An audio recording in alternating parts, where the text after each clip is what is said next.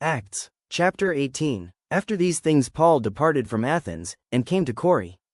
And found a certain Jew named Aquila, born in Pontus, lately come from Italy, with his wife Priscilla, because that Claudius had commanded all Jews to depart from Rome, and came unto them. And because he was of the same craft, he abode with them, and wrought. For by their occupation they were tentmakers. And he reasoned in the synagogue every Sabbath, and persuaded the Jews and the Greeks. And when Silas and Timotheus were come from Macedonia, Paul was pressed in the Spirit, and testified to the Jews that Jesus was Christ. And when they opposed themselves, and blasphemed, he shook his raiment, and said unto them, Your blood be upon your own heads. I am clean. From henceforth I will go unto the Gentiles. And he departed thence, and entered into a certain man's house, named Justus, one that worshipped God, whose house joined hard to the synagogue. And Crispus, the chief ruler of the synagogue, believed on the Lord with all his house, and many of the Corinthians hearing believed, and were baptized. Then spake the Lord to Paul in the night by a vision, Be not afraid, but speak, and hold not thy peace. For I am with thee, and no man shall set on thee to hurt thee. For I have much people in this city. And he continued there 1 year and 6 months, teaching the word of God among them. And when Gallio was the deputy of Achaia, the Jews made insurrection with one accord against Paul, and brought him to the judgment seat, saying, This fellow persuadeth men to worship God contrary to the law. And when Paul was now about to open his mouth, Gallio said unto the Jews, If it were a matter of wrong or wicked lewdness, O ye Jews, reason would that I should bear with you. But if it be a question of words and names, and of your law, look ye to it.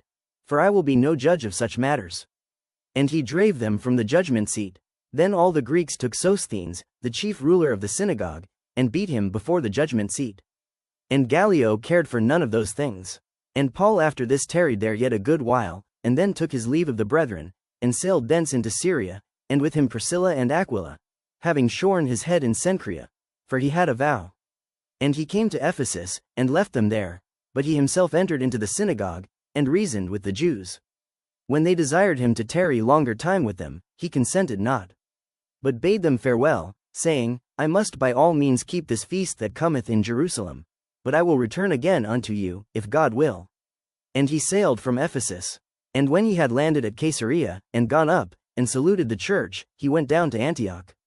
And after he had spent some time there, he departed, and went over all the country of Galatia and Phrygia in order, strengthening all the disciples. And a certain Jew named Apollos, born at Alexandria, an eloquent man, and mighty in the Scriptures, came to Ephesus.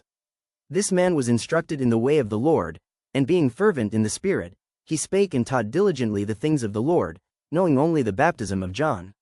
And he began to speak boldly in the synagogue, whom when Aquila and Priscilla had heard, they took him unto them, and expounded unto him the way of God more perfectly. And when he was disposed to pass into Achaia, the brethren wrote, exhorting the disciples to receive him, who, when he was come, helped them much which had believed through grace. For he mightily convinced the Jews, and that publicly, showing by the Scriptures that Jesus was Christ.